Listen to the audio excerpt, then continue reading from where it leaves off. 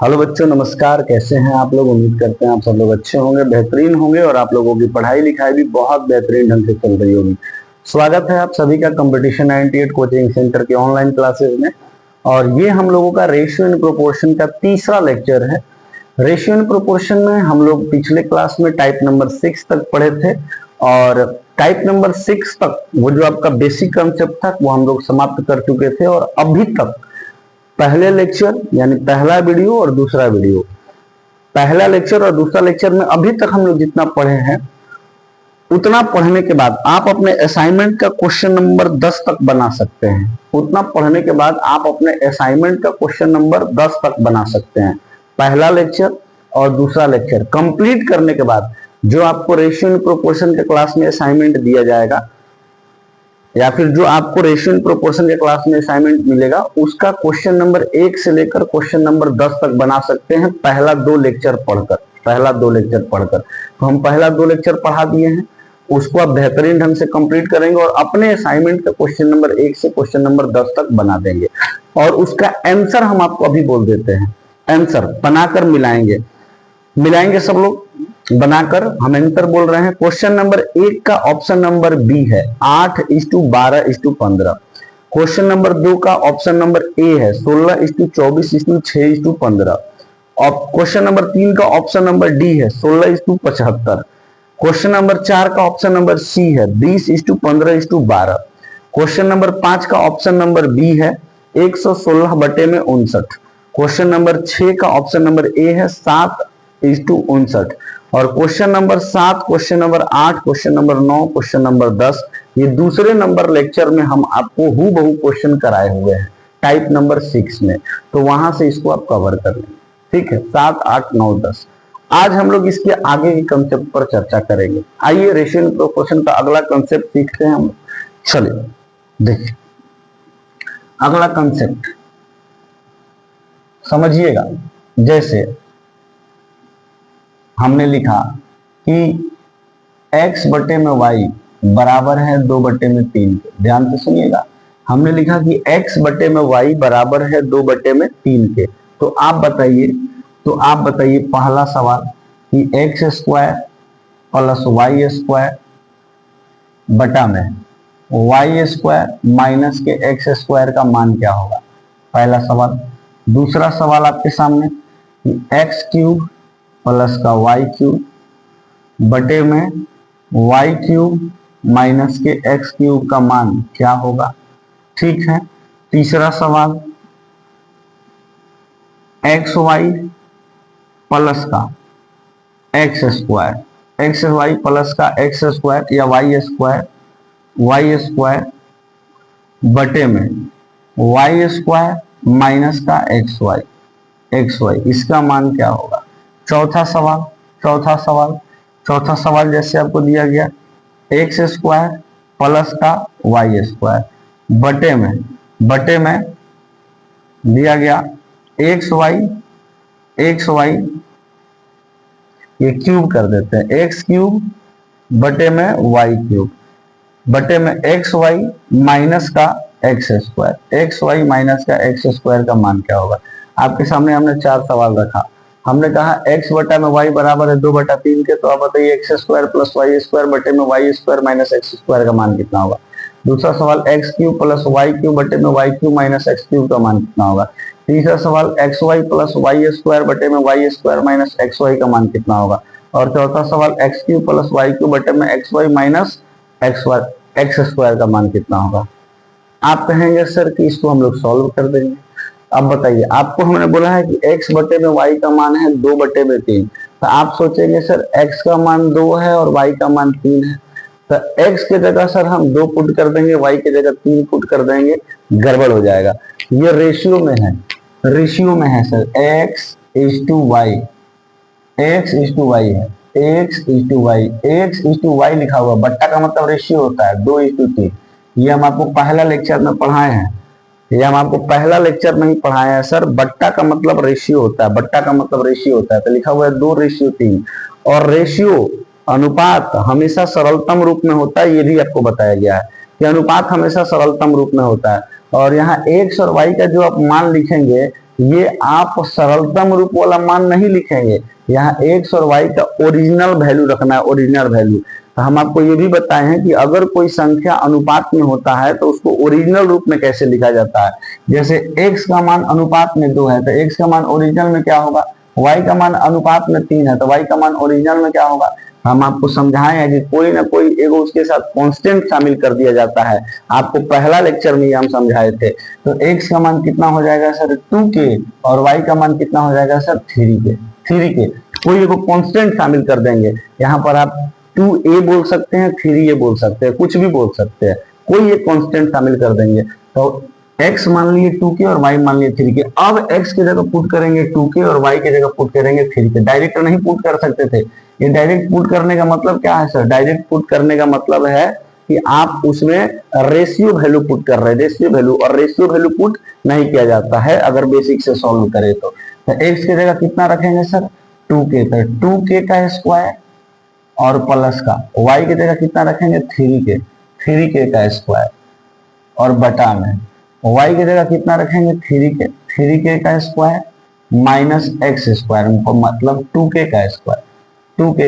Solve कर दीजिए, 2k का स्क्वायर हो जाएगा सर 4k स्क्वायर प्लस का 9k स्क्वायर बटा में ये हो जाएगा 9k स्क्वायर माइनस का 4k स्क्वायर।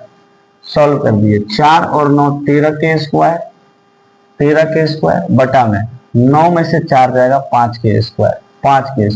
देखो k स्क्वायर से k स्क्वायर कट गया, कितना आ गया सर 13 बटा में 5। तो इसका आंसर हमारा कितना हो जाएगा सर 13 बटे में 5। बिल्कुल बेसिक से सॉल्व कर रहे हैं अभी हम लोग, समझते चलिएगा ध्यान से कंसेप्ट को। जैसे इसमें x का मान है 2k, y का मान है 3k, पुट कर दीजिए 2k क्यूब प्लस का 3k क्यूब बटा में y का मान आपको रखना है 3k, तो 3k क्यूब माइनस का x का मान रखना है 2k, तो 2k क्यूब। सॉल्व करिए इसको, 2k का क्यूब करेंगे, 2 का क्यूब 8 और k का क्यूब k क्यूब, तो 8k क्यूब प्लस का 3 का क्यूब 27k क्यूब बटा में यहाँ 3 का क्यूब कितना बोलेंगे sir 27k cube minus 8k cube बराबर करिए 27 में 8 जोड़िए, 8k cube plus 27k cube, कितना k क्यूब हो गया 35k क्यूब बटा में 27k क्यूब में से 8k क्यूब घटा दीजिए, कितना हो जाएगा सर 19k क्यूब, यही तो हो जाएगा 19k क्यूब। अब देखिए k क्यूब से k क्यूब कट गया, कितना आ गया 35 बटा में 19, आंसर हो गया 35 बटा में 19, आंसर हो गया सर, आंसर हो गया। अच्छा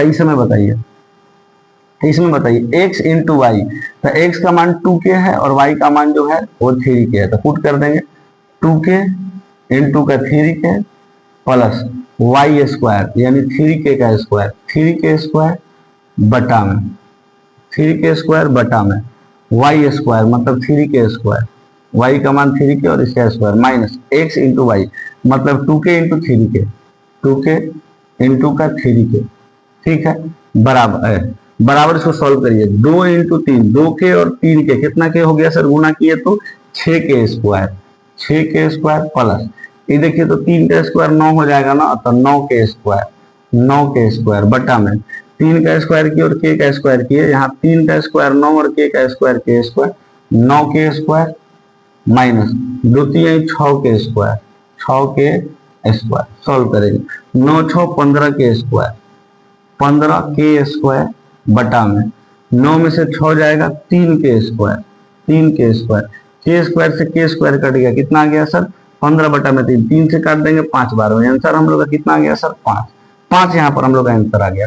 अच्छा जरा इसको देखिए तो यहाँ x क्यूब है जी, x क्यूब, तो x क्यूब का मान रखेंगे 2k क्यूब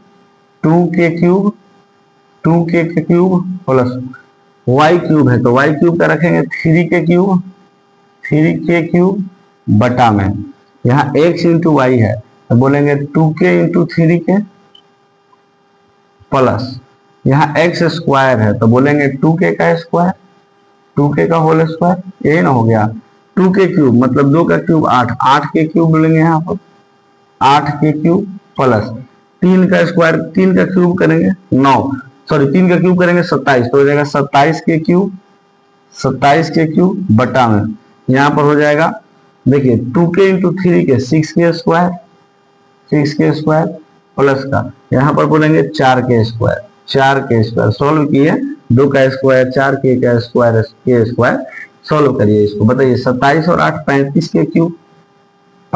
के क्यूब बटा में, ये देखिए 6 और 4 10 के स्क्वायर। अब यहाँ पर अगर आप ध्यान से देखेंगे तो यहाँ पर नीचे 2 बार के है और ऊपर 3 बार के है, तो 2 बार के से 1 बार के कट गया तो 1 बार बचा ना, 5 से 2 बार में और 5 से ही हो गया 7 बार में, देखिए तो क्या बच गया 7 के बटा में 2। अब बताइए के का मान आपको पता है, इसमें के का मान पता नहीं है तो इसका एग्जैक्ट वैल्यू ज्ञात नहीं किया जा सकता है। अब मेरी बात को यहाँ पर समझिएगा, ये तो आप बेसिक से बना दिए, जैसे ये सवाल आया था आप बेसिक से बना दिए, लेकिन इसी को अगर ट्रिक से बनाना हो तो कैसे बनाएंगे। सवाल एग्जाम में आया कि x बटा में y बराबर 2/3 के, तो इसका मान बताइए, इसका मान बताइए। अब अगर आप ध्यान से देखें तो एक आपको चीज मिलेगा कोटि, है ना, डिग्री। कोटि क्या होता है, डिग्री क्या होता है, समझिए। जैसे इस वाले अगर आप क्वेश्चन को देखें कि x square plus y square बटे में y स्क्वायर माइनस का x स्क्वायर, अगर इसको आप देखिएगा ध्यान से, इस क्वेश्चन को अगर आप ध्यान से देखिएगा तो इसमें 4 को पद है, 4 को टर्म है, जैसे ये एक पद है, ये एक पद है, ये एक पद है, ये एक पद है, ठीक है, ये एक पद है, यहाँ भी एक पद है, y क्यूब एक पद है, x क्यूब एक पद है, x y एक पद है, y स्क्वायर एक पद है, y स्क्वायर एक पद है, x y एक पद है, ये भी एक पद है, ये भी एक पद है, ये भी एक पद है, ये भी एक पद है, ये सारे के सारे पद है। प्रत्येक पद का कोटि समान होना चाहिए, डिग्री समान होना चाहिए। प्रत्येक पद का कोटि यानी डिग्री समान होना चाहिए। कोटि का मतलब क्या होता है, ये जो पावर आप देख रहे हैं, पावर, इसी को बोलते हैं अलजेब्रा में, इसको कोटि बोलते हैं, डिग्री बोलते हैं, तो इसको कोटि बोलेंगे। जैसे यहाँ पर कोटि 2 है, इस पद में भी कोटि 2 है, इस पद में कोटि 2 है, इस पद में भी कोटि 2 है, इसमें बोलेंगे इस पद में कोटि 3, यहाँ भी कोटि 3, यहाँ भी कोटि 3, यहाँ भी कोटि 3। इसमें अगर बात करें कोटि कितना है सर, तो x के ऊपर कुछ नहीं है तो 1 और y के ऊपर कुछ नहीं है तो 1। गुणा के केस में कोटि जुट जाता है, मतलब 1 और 1 2 हो गया कोटि, है ना, तो x इंटू वाई में कोटि कितना है 2, तो मतलब इस पद में कोटि 2 हो गया।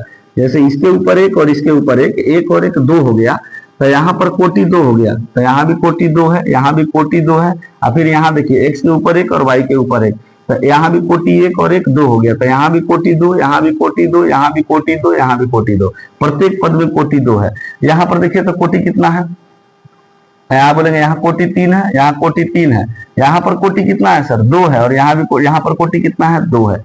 अगर आप देखें शुरुआत का 3 क्वेश्चन, पहला, दूसरा और तीसरा, तो पहले, दूसरे और तीसरे प्रश्न में प्रत्येक टर्म का, प्रत्येक पद का कोटि समान था, जबकि चौथे प्रश्न में कोटि समान नहीं था। तो जब कोटि समान नहीं होता है ना, तो देखिए लास्ट में वो कांस्टेंट बच जाता है, और ये कांस्टेंट का वैल्यू आपको पता नहीं है, के का वैल्यू आपको थोड़े पता है, के का वैल्यू पता नहीं है, तो इस स्थिति में आप इसका एग्जैक्ट वैल्यू ज्ञात नहीं कर सकते, हैं, ठीक है। तो उस स्थिति में हम लोग इसका आंसर करते हैं C and D, can not be determined, मतलब निर्धारित नहीं किया जा सकता, क्योंकि के का वैल्यू ही हमें नहीं पता है। समझ रहे हैं मेरी बात को। तो यहाँ पर बोलेंगे सर कि जब कोटि समान नहीं होता है, तब आंसर क्या आएगा, कैन नॉट बी डिटरमाइंड, निर्धारित नहीं किया जा सकता है। क्यों नहीं निर्धारित किया जा सकता, ये आप समझ रहे हैं, क्योंकि लास्ट में आप देखिए इसको सोल्व करने के बाद एक कांस्टेंट यहाँ पर बच जा रहा है, एक वेरिएबल बच जा रहा है, 7 के बटा में 2, ये वेरिएबल बच गया के, ये जो के बच गया, इस के का मान हमें पता नहीं है। इसीलिए हम बोलते हैं कि इस तरीके के जो क्वेश्चंस होंगे जिसमें कोटि समान नहीं होंगे, वहां पर हम लोग एग्जैक्ट मान बताने की स्थिति में नहीं होते हैं, तो कहते हैं कि निर्धारित नहीं किया जा सकता। और जहां कोटि समान है वहां एग्जैक्ट मान पता चल जाएगा। देखिए इस तीसरे नंबर क्वेश्चन में कोटि समान था प्रत्येक पद का कोटि समान होना चाहिए। पहला पद में जितना कोटि है, बाकी उसमें जितने भी पद है, प्रत्येक पद में वही कोटि होना चाहिए, इस बात को ध्यान में रखना है, ठीक है। तो यहाँ पर तीसरे नंबर में कोटि समान था, तो देखिए आंसर एग्जैक्ट आया है। दूसरे नंबर में प्रत्येक पद का कोटि समान था, आंसर एग्जैक्ट आया है। तीसरे पद में भी प्रत्येक, आपका पहले क्वेश्चन में भी प्रत्येक पद का कोटि समान था, आंसर एग्जैक्ट आया है। तो इसको अगर एग्जाम में सोल्व करना होगा तो कैसे करेंगे, कोटि देखेंगे, कोटि, अगर किसी क्वेश्चन में प्रत्येक पद का कोटि समान है, तब ये x का वैल्यू 2 और y का वैल्यू 3, डायरेक्ट पुट कर दीजिएगा, डायरेक्ट पुट कर दीजिएगा। क्यों? क्योंकि इसमें अगर आप वेरिएबल शामिल करके पुट करते हैं तो लास्ट में ये वेरिएबल कट जाता है, आपके सामने दिख रहा है, लास्ट में ये वेरिएबल कट जाएगा। और अगर कोटि समान नहीं है तो उसमें वेरिएबल देखिए लास्ट में बच जा रहा है, नहीं कट रहा है, लास्ट में वेरिएबल बच जा रहा है, नहीं कट रहा है। तो ध्यान दीजिएगा कि जब इस तरीके के प्रश्न में यदि प्रत्येक पद का कोटि समान है तो डायरेक्ट x और y का वैल्यू पुट कर देंगे बिना वेरिएबल शामिल किए, बिना वेरिएबल शामिल किए। और अगर किसी प्रश्न में कोटि समान नहीं है, प्रत्येक पद का कोटि समान नहीं है, तब उस स्थिति में हम लोग को डायरेक्ट आंसर करना है can not be determined. Answer क्या करेंगे sir? Can not be determined. जैसे हम आपको देखिए समझा रहे हैं, ये चीज हम हटा दिए, ये आपको एग्जाम में इतना गोंडल करना ही नहीं है, हम केवल आंसर छोड़ देंगे, इसका केवल और केवल आंसर छोड़ देंगे। देखिए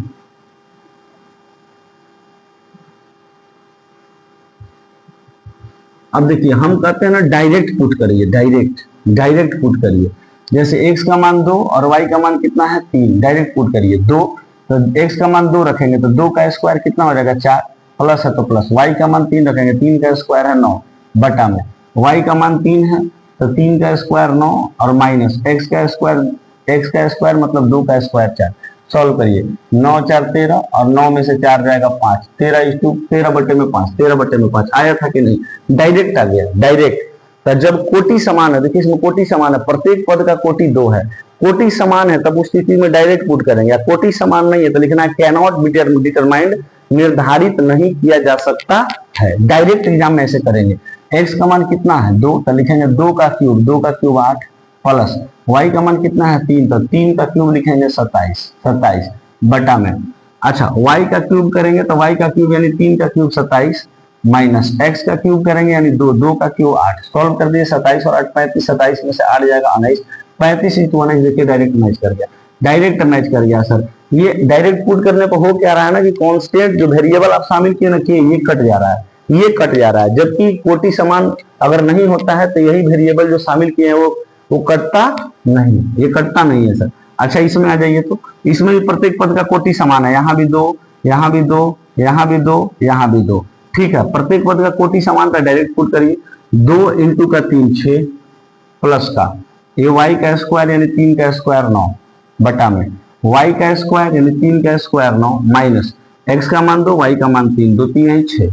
सॉल्व कर दिए, 9 6 15 और 9 में से 6 जाएगा 3, पूरा कट गया, कितना आ गया सर 5 आ गया। आया था कि नहीं आया था? और अगर कोटि समान है, जैसे यहाँ पर 3 है, इसमें 2 हो गया, इसमें 2 हो गया, प्रत्येक पद का कोटि समान होना चाहिए। अगर नहीं है तो अंतर करेंगे, निर्धारित नहीं किया जा सकता है। और क्यों किया हम अंतर निर्धारित नहीं किया जा सकता, यह भी आपको हम बेसिक से बताए थे, क्योंकि यहाँ पर एक के वेरिएबल बच जा रहा था जिसका मान हमें पता नहीं था। इस बात को हम लोग ध्यान में रखेंगे, ठीक है। तो जब कोटि समान नहीं हो तो CND, और कोटि समान हो तो डायरेक्ट इसका मान हम लोग पुट कर देते हैं। अब देखिए इस पर सवाल आपके एग्जाम में कैसे पूछे जाते हैं, सवाल यही है। अब इसको ऑप्शन दे देगा, यही सवाल दे देगा, उसके बाद ऑप्शन दे देगा, है ना। जैसे हम कुछ सवाल आपके ले रहे हैं असाइनमेंट के, आइए अपने असाइनमेंट का जरा आप 11 नंबर क्वेश्चन खोलिए, 11 नंबर क्वेश्चन खोलिए अपने असाइनमेंट का, लगातार इस पर क्वेश्चन है। अभी देखेंगे तो आपको बहुत अच्छे से समझ में आ जाएगा, ठीक है। इसको नोट भी कर लेंगे सर, सबको नोट कर लेना है, नोट करते चलना है, कुछ भी छोड़ना नहीं है। नोट नहीं करेंगे दिक्कत हो जाएगा सर, कुछ भी छोड़ना नहीं है, नोट बेहतरीन ढंग से बनाते चलिए। देखिए आप अपने असाइनमेंट का सवाल नंबर 11 खोलिए जरा, सवाल नंबर 11। सवाल नंबर 11 में पहला क्वेश्चन देखिए क्या दिया है, एक्स क्यूब माइनस का वाई क्यूब बटा में एक्स क्यूब प्लस का वाई क्यूब। बोला है क्वेश्चन नंबर 11 में कि यदि x = y बराबर है 5:2 के, 5:2 के, तो बताइए x cube minus y cube बटे में x cube plus y cube का मान कितना होगा। अब पहले चेक करिए कोटि समान है इसमें, आइए ना और सवाल इस पर हम दे देते हैं। और सवाल दूसरा है x square minus x y plus का वाई स्क्वायर बटा में एक्स स्क्वायर प्लस का एक्स वाई प्लस का वाई स्क्वायर, इसका मान बताना है। चलिए तीसरा एक्स वाई माइनस का एक्स स्क्वायर बटा में एक्स स्क्वायर प्लस का वाई स्क्वायर, इसका मान बताना है। चौथा एक्स स्क्वायर प्लस का वाई स्क्वायर बटा में एक्स प्लस का वाई स्क्वायर, इसका मान बताना।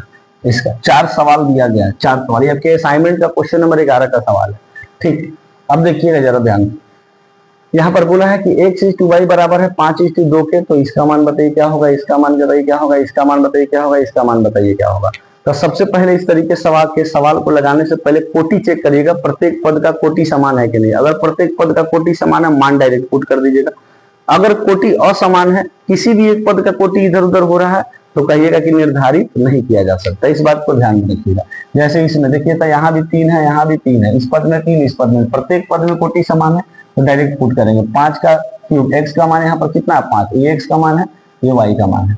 तो एक्स का मान कितना है, बोलेंगे सर 5, तब 5 का क्यूब तो ये मतलब 125 माइनस है तो माइनस, वाई का क्यूब माने वाई का क्यूब करेंगे 8 बटा में सर एक्स का क्यूब करेंगे 125 और प्लस का वाई क्यूब मतलब 8 सॉल्व कर देंगे। 125 में से 8 जाएगा सर, बचेगा 117 और बटे में 125 में 8 जोड़ देंगे, बचेगा 133। 117 बटे में 133 आपके ऑप्शन नंबर ए में दिखाई दे रहा है। ऑप्शन नंबर ए में दिखाई दे रहा है, इसको टिक करेंगे। ऑप्शन नंबर ए में दिखाई दे रहा है, इसको टिक कर देंगे सर।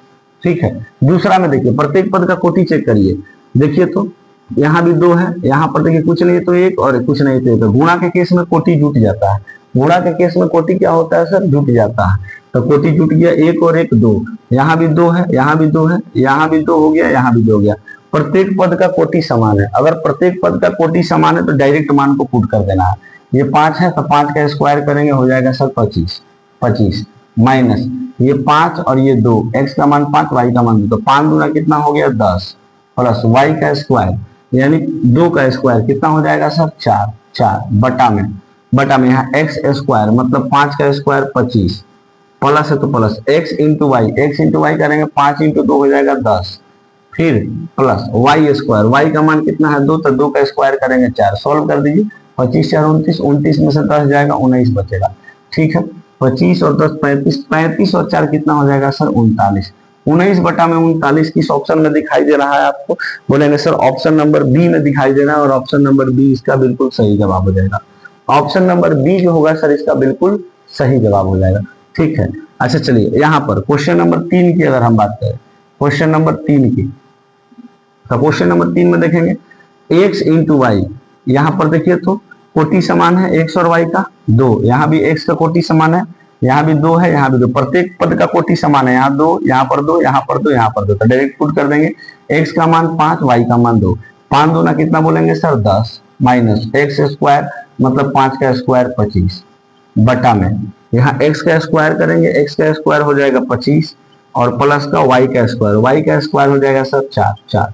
सोल्व कर दीजिए, सोल्व करेंगे 10 में से 25 जाएगा सर, माइनस का 15 बचा बटे में 25 और 4 कितना हो जाएगा सर 29। माइनस 15 बटा में 29 देख लेंगे किस ऑप्शन में है, माइनस 15 बटा में 29 ऑप्शन नंबर सी में है सर, ऑप्शन नंबर सी में है और ऑप्शन नंबर सी आपका बिल्कुल सही जवाब हो जाएगा। आइए इसमें देखते हैं, अगर आप ध्यान से देखेंगे तो यहाँ पर इस पद में कोटि 2 है, इस पद में कोटि 2 है, इस पद में कोटि 1 है, इस पद में कोटि 2 है, 4 पद है, 4 पद में से 3 पद समान है, 3 पद का कोटि समान है जबकि 1 पद का कोटि समान नहीं है, इसीलिए इसका आंसर करेंगे हम लोग निर्धारित नहीं किया जा सकता है सी एंड डी। जब कोटि समान नहीं होता है तो आंसर क्या करना है सर, सी एंड डी निर्धारित नहीं किया जा सकता है, निर्धारित नहीं किया जा सकता। चलिए ये बात आपको समझ में आई या नहीं आई सर, ये कंसेप्ट आपको समझ में आया या नहीं आया, बोलेंगे जी सर बिल्कुल समझ में आया। तो आपको ये बात ध्यान में रखना है कि यदि प्रत्येक पद का कोटि समान है तो हम जो आपको दिया गया वैल्यू उसको डायरेक्ट पुट करेंगे। अगर जितने भी पद हैं उनमें से किसी भी एक पद का कोटि असमान होता है तो कहेंगे कि उसका आंसर होगा निर्धारित नहीं किया जा सकता है, निर्धारित नहीं किया जा सकता है। बताइए कोई दिक्कत हुआ इस कंसेप्ट में, बोलेंगे सर कोई दिक्कत नहीं हुआ, कोई समस्या नहीं है, कोई परेशानी नहीं है। ये बात आप लोगों को समझ में आई, ये बात आप लोगों को समझ में आई सर कि जब प्रत्येक पद का कोटि समान है, जब प्रत्येक पद का कोटि समान है तब उस स्थिति में हम जो है मान को डायरेक्ट पुट करेंगे। अगर कोटि समान नहीं है तो हम उस स्थिति में कहेंगे कि निर्धारित नहीं किया जा सकता है, निर्धारित नहीं किया जा सकता है। किसी को कोई दिक्कत नहीं होना चाहिए सर इस कंसेप्ट में। आपको कंसेप्ट भी सिखा दिए। ऐसा क्यों होता है? क्योंकि हम लोग जब बेसिक से बनाते हैं तो वहां पर यहाँ पर सब दोनों ही रेशियो में हम लोग एक कांस्टेंट शामिल करेंगे, मतलब के। इसमें भी के शामिल किए, इसमें भी के शामिल किए, ओरिजिनल वैल्यू, और ओरिजिनल वैल्यू यहाँ पर पुट किए, तब प्रत्येक में जो के होता था वो कट जाता था। जबकि जिसमें कोटि समान नहीं था उसमें के नहीं कटता था, इसीलिए वहां पर CND और बाकी सब में हम लोग डायरेक्ट पुट कर देते। क्लियर है सर? क्लियर है। आगे बढ़ेंगे सर, और अब बात करेंगे अगले कंसेप्ट पर। अब अगला कंसेप्ट हम आपको सिखाने जा रहे हैं। अगला कंसेप्ट जरा ध्यान से समझिएगा और सीखने का प्रयास करिए। चलिए मिटा दिया जाए इसको सर। मिटाते हैं और बात करते हैं सर अगले कंसेप्ट। अगला कंसेप्ट सीखिए सर। अब अगला कंसेप्ट सीखिए।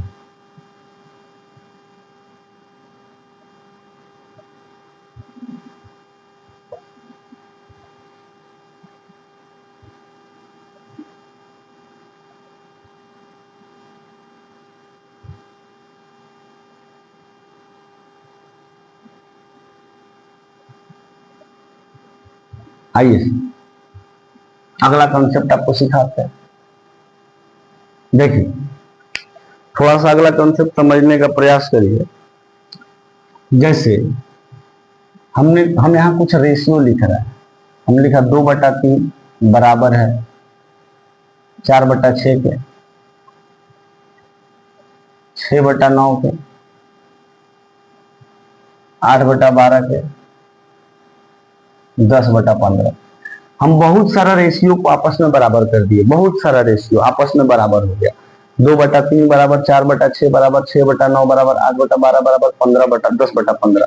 जब आप काटिएगा ना, इसको काटिएगा तब भी 2/3 आएगा, इसको काटिएगा तब भी 2/3 आएगा, इसको काटिएगा तब भी 2/3 आएगा, इसको काटिएगा तब भी 2/3 आएगा, 2/3 आएगा। इसमें से कोई भी रेशियो को आप काट दीजिए, अंतोगत्वा कोई भी रेशियो, जितना भी इसमें रेशियो लिखा हुआ है, जिसको आप सरलतम रूप में जब ले आएंगे तो प्रत्येक रेशियो का मान जो होगा वो 2/3 होगा, 2/3 होगा। तो ध्यान में रखिए इस बात को कि जब बहुत सारा रेशियो आपस में बराबर हो जाता है, हम जो कंसेप्ट समझा रहे हैं उसको समझिए। जब बहुत सारे रेशियो आपस में बराबर हो जाते हैं, उस स्थिति में जो प्रक्रिया अंश में करते हैं और वही प्रक्रिया हर में करते हैं तो अनुपात पर कोई प्रभाव नहीं पड़ता है। दोबारा सुनिएगा, अगर बहुत सारे रेशियो, बहुत सारे अनुपात आपस में बराबर, ये सब क्या है? 2/3 क्या है? अनुपात है। 2:3, 4:6, 6:9, 8:12, 10:15, ये सब अनुपात है। तो जब बहुत सारे अनुपात आपस में बराबर हो जाए, सब बराबर है, सबको काटेंगे तो 2/3 आएगा। जब बहुत सारे अनुपात आपस में बराबर होते हैं तो जो प्रक्रिया अंश में करते हैं यदि वही प्रक्रिया हर में करें तो अनुपात पर कोई प्रभाव नहीं पड़ता। अनुपात पर कोई प्रभाव नहीं पड़ता है, इस बात को ध्यान में रखिएगा। जैसे आप एक काम करिए, इसमें जितना भी अंश है उस सबको आपस में जोड़ दीजिए, और फिर जितना भी हर है उस सबको आपस में जोड़ दीजिए। रेशियो पर कोई प्रभाव नहीं पड़ेगा। हमने क्या कहा कि जो प्रक्रिया अंश में करते हैं यदि वही प्रक्रिया हर में करे तो आंसर पर कोई प्रभाव नहीं पड़ेगा। जैसे देखिए यहाँ पर, जैसे हमने क्या किया सर, आपको एग्जाम्पल से समझाते हैं। जैसे हमने क्या किया, 2 + 4, सभी के सभी अंश को हमने आपस में जोड़ दिया, और जो प्रक्रिया अंश में की वही प्रक्रिया हम हर में करने जा रहे हैं। 3 + 6 + 9 + 12 + 15। हम क्या किए सर, जो प्रक्रिया अंश में किए वही प्रक्रिया हम हर में कर रहे हैं। ऐसा करने से रेशियो पर कोई प्रभाव नहीं पड़ता है। ये हमारा मूल रेशियो है 2/3, 4/6, 6/9, 8/12, 10/15। सब काटने के बाद 2/3 आएगा। तो अगर हम अंश को आपस में जोड़ते हैं तो हर को भी आपस में जोड़ना पड़ेगा, क्योंकि जो कार्य हम अंश में कर रहे हैं और वही कार्य यदि हर में कर रहे हैं तब रेशियो पर कोई प्रभाव नहीं पड़ेगा। अंश में प्रत्येक संख्या को हम जोड़ दिए तो हर में भी प्रत्येक संख्या को जोड़ दिए। जो काम अंश में किए वही काम हर में किए तो रेशियो पर कोई प्रभाव नहीं पड़ना चाहिए, नहीं पड़ेगा सर प्रभाव। देखिए इसको जोड़ दीजिए, 2 और 4 6, या फिर ऐसे जोड़िए 6 और 4 10, 10 और 10 20, 20 और 8 18, 18 और 2 कितना हो जाएगा सर, सॉरी 10, 6 और 4 10, 10 और 10 20, 20 और 8 28, 28 और 2 कितना हो जाएगा सर 30। ऊपर लिखेंगे 30 बट्टा में, यहाँ जोड़िए तो सर, यहाँ जोड़िए। देखिए 6 और 3 9 और 9 18, 18 और 12 30, 30 में 15 जोड़ देंगे सर, कितना हो जाएगा 45। अब इसको काट दीजिए, देखिए 15 के पहाड़ से 15 दूना का 30 और 15 तिया 45, लास्ट में क्या आ गया 2/3 ही आ जाएगा। तो जो प्रक्रिया अंश में करेंगे और वही प्रक्रिया यदि हर में करेंगे तो रेशियो पर कोई प्रभाव नहीं पड़ता है, नहीं पड़ता है। जैसे हम और भी कुछ कलाकारी करते हैं, देखो हम ना अंश के शुरुआत के 4 संख्या को जोड़ देते हैं और अंतिम एक संख्या को घटा देते हैं। तो जो प्रक्रिया अंश में करेंगे वही काम हर में भी करना पड़ेगा, तभी तो रेशियो पर कोई प्रभाव नहीं पड़ेगा। देखो तो शुरुआत का 4 संख्या हम आपस में जोड़ दिए, शुरुआत का 4 संख्या आपस में जोड़ दिए और लास्ट वाला को क्या कर दिए, घटा दिए। अब यही प्रक्रिया हर में करिए, शुरुआत का 4 संख्या आपस में जोड़ दीजिए और आखिरी संख्या घटा दीजिए। जो प्रक्रिया अंश में वही प्रक्रिया हर में, रेशियो पर कोई प्रभाव नहीं पड़ेगा। सॉल्व करिए इसको, 6 4 10, 10 8 18, 18 और 2 20, 20 में से 10 जाएगा, कितना बचेगा सर, 20 में से 10 जाएगा 10 बचेगा बटा में। इसको सॉल्व करिए, 6 और 9 15, 15 में 3 जोड़ेंगे 18, 18 और 12 हो जाएगा 30, 30 में से 15 जाएगा सर, कितना बचेगा 15 बचेगा। इसको काट दीजिए, 5 से कट जाएगा 2 बार में, 5 से कट जाएगा 3 बार में, दोबारा वही आ गया 2:3। जो प्रक्रिया अंश में करिए सर, अगर वही प्रक्रिया हर में करिएगा तो रेशियो पर कोई प्रभाव नहीं पड़ता, रेशियो पर कोई प्रभाव नहीं पड़ता है। जैसे अगला सवाल लिए हम, सवाल नंबर 3 समझिएगा। ऐसे में हमने लिखा 2 प्लस का, हम शुरुआत का 3 संख्या जोड़ते हैं और बाकी का 2 संख्या घटाते हैं। शुरुआत का 3 संख्या जोड़े और बाकी का 2 संख्या आगे वाला घटा दिए, 2 प्लस का 4 प्लस का 6, बाकी का 2 घटा देते हैं, -8 और माइनस का 10। अब वही प्रक्रिया हम हर में करेंगे, 3 शुरुआत का 3 को जोड़ेंगे और बाकी का 2 को क्या करेंगे, घटा देंगे, -12 -15 घटा देंगे। अब अंतर करिए, देखिए कितना आ रहा है, देखिए 6 4 10, 10 और 2 12। अब 12 में से 8 जाएगा 4 और 4 में से 10 जाएगा सर, -6 बचेगा, -6। इसको सॉल्व करिए, 9 और 6 15, 15 और 3 18, 18 में से 12 घटाएंगे सर 6 और 6 में से -15 जाएगा, -9 बचेगा सर। देखो माइनस से माइनस कट गया, 3 दूना 6 और 3 का 9, कितना आ गया सर, 2/3। फिर दोबारा वही आ गया। तो हमने आपको क्या बोला सर, अगर बहुत सारे रेशियो आपस में बराबर हैं तो जो प्रक्रिया आप अंश में करते हैं यदि वही प्रक्रिया हर में करते हैं तो उस रेशियो पर कोई प्रभाव नहीं पड़ता है, कोई प्रभाव नहीं पड़ता है सर। अब इतना लिखने के बाद, इतना लिख लीजिए फटाफट, इतना जैसे ही लिख लिए, लिखने के बाद नोट में देकर नीचे लिखना है, नोट में देकर नीचे लिखना है सर। इतना पहले फटाफट लिखिए, इतना लिखिए और लिखने के बाद नोट में देकर फटाफट लिखिए। नोट में देकर कैसे लिख दीजिए सर, फटा भी लिखिए और फट भी लिखिए, दोनों फटाफट। नोट में देकर फटाफट लिख दीजिए, फटाफट जल्दी करिए।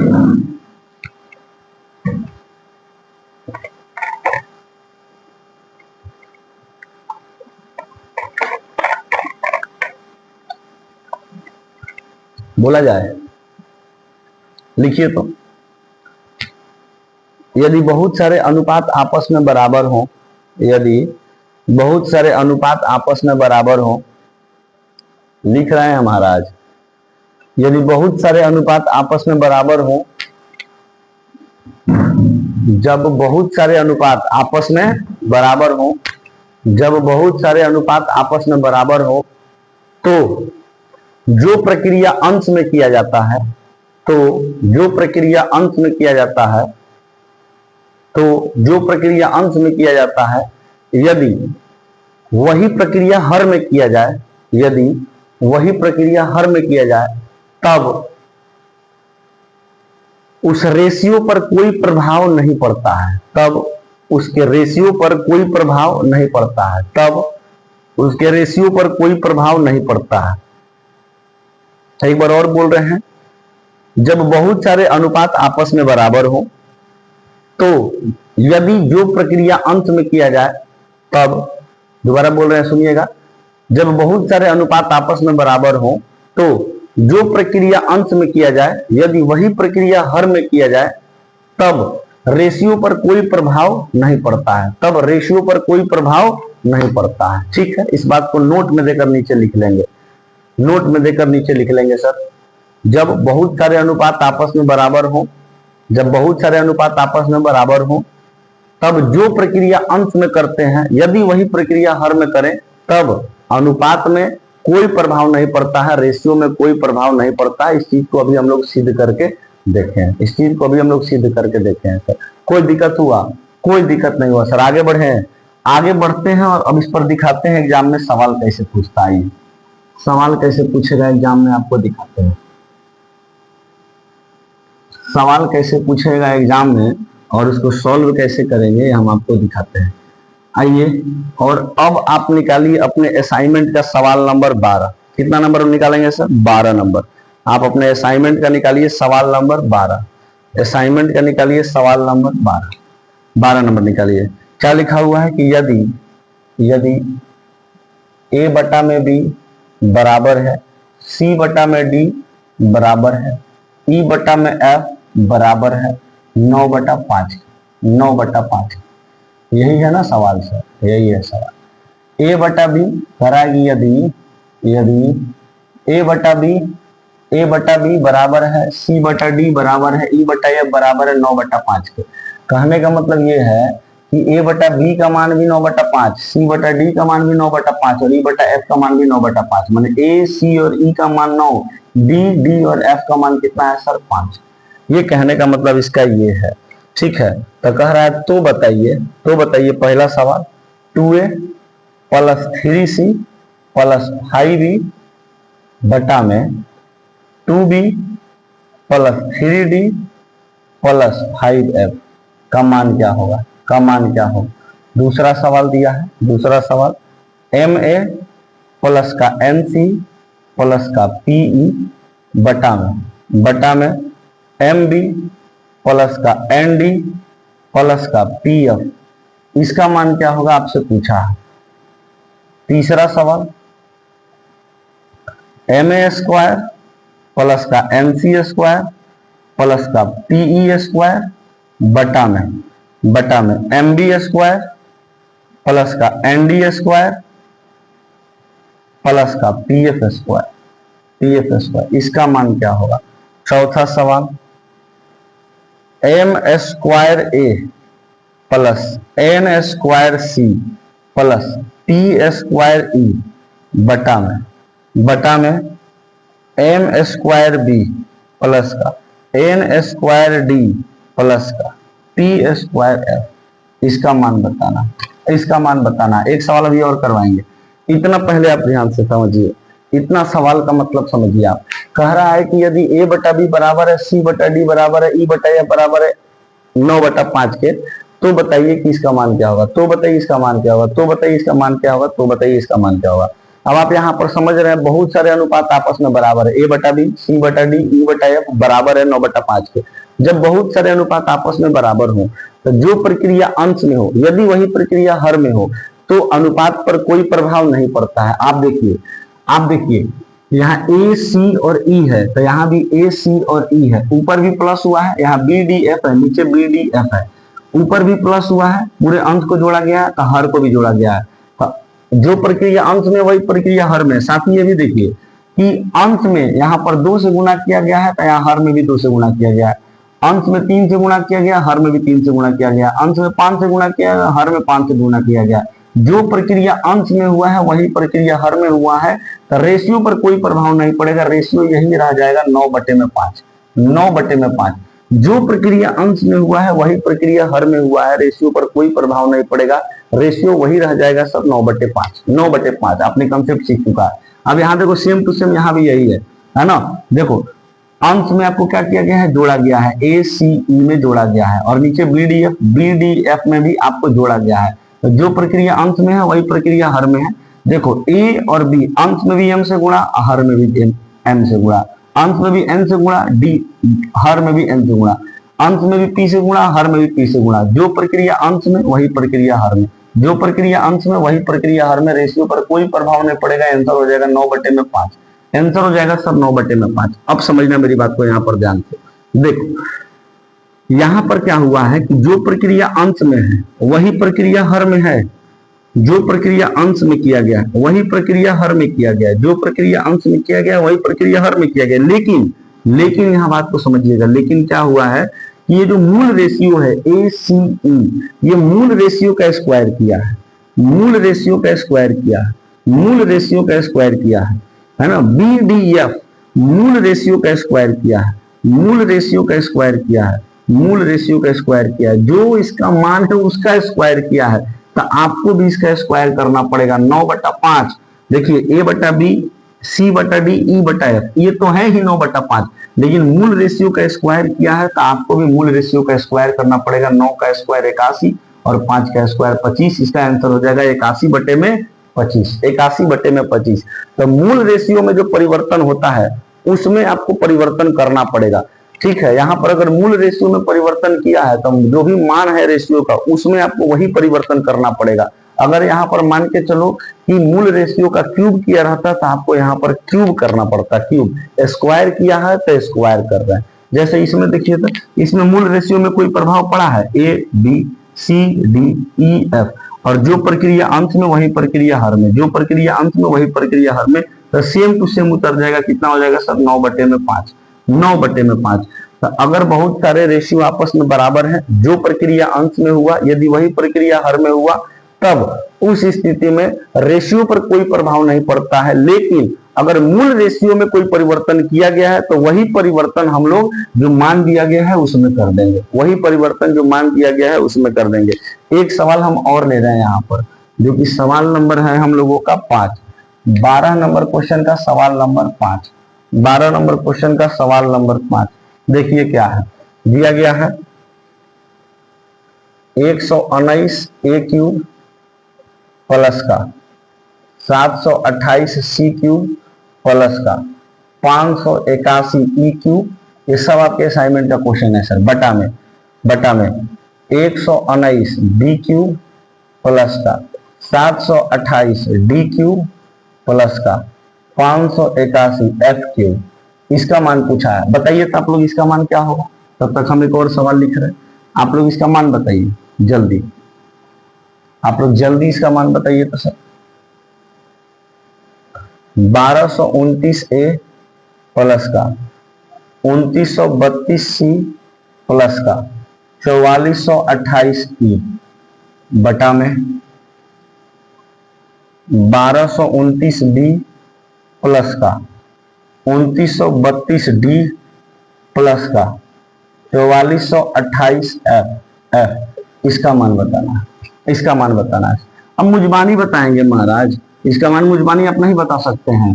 बताइए तो, जो प्रक्रिया अंश में वही प्रक्रिया हर में, जो प्रक्रिया अंश में वही प्रक्रिया हर में, जो प्रक्रिया अंश में वही प्रक्रिया हर में, है ना। 119 का गुणा ऊपर भी नीचे भी है, 728 गुणा ऊपर भी नीचे भी, 581 गुणा ऊपर भी नीचे भी, जो प्रक्रिया अंश में वही प्रक्रिया हर में हुआ है, तो इस पर तो कोई प्रभाव नहीं पड़ा। लेकिन मूल रेशियो पर कुछ परिवर्तन किया गया। मूल रेशियो को ध्यान से देखिए, मूल रेशियो ACE है, BDF है। देखो A का क्यूब B का क्यूब, C का क्यूब D का क्यूब, E का क्यूब F का क्यूब।